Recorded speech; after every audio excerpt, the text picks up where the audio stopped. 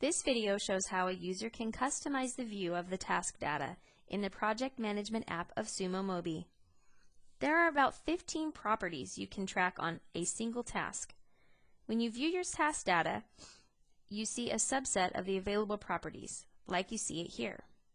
In any given situation, different people want to see different properties displayed and organized in multiple ways to fit their needs. Going forward, I will use the term column instead of property as we are dealing here with grids, rows, and columns. The project management app allows you to specify which columns you want to see, the order of these columns in the grid, and so on. This is the view of the data that we are talking about here. Let's go take a closer look at how we can modify the view of the task data. First, we toggle the menu in, and then open the Tasks menu group. And once inside, click on Customize View. Now we are looking at a snapshot of the data we were looking at before, and we also have other controls through which we can manipulate the view. You will notice one column is yellow. That is the selected column, and there is one and only one selected column at all times. When we remove columns, we remove the selected column, and when we insert another column, we insert it relative to the selected column's position. Clicking anywhere on any column makes that column the selected column.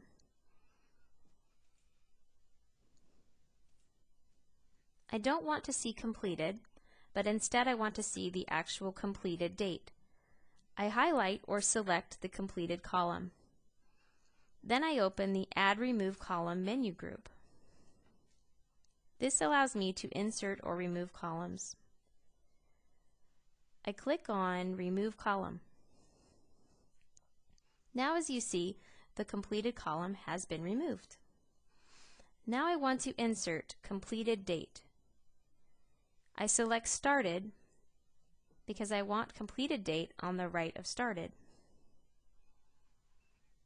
Then I click Insert Column to Right, and I will be shown the columns I can still add to this view. Here is completed date, and I select it, and now completed date is to the right of started. I want the data to be sorted by priority and task name. I click on the number column, and then open the Sort Order menu group. Here I click No Sorting. You will notice the arrow next to the number heading is gone too. Because I want to sort the data by priority and then name, priority has to be to the left of name. So I drag priority left and click it to make it the selected column. Now I click on Sort Ascending, and priority is now configured as a sort column. Then I select the name column and click on Sort Ascending. And now name will be sorted inside priority. At the top of the grid is another row. This row allows you to override the column headings. Let's shorten the number column heading. I want the task name column to be much wider. I grab the handle at the right of the header and drag it.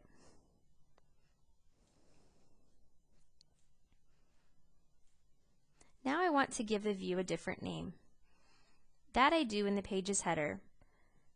I will now call this view By Priority and Name.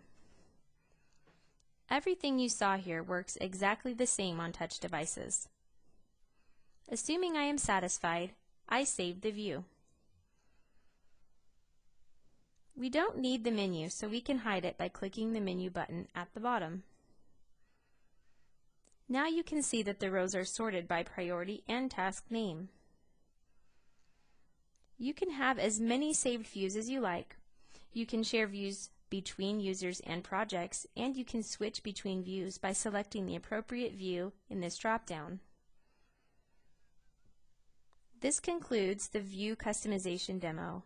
Thank you for watching this video.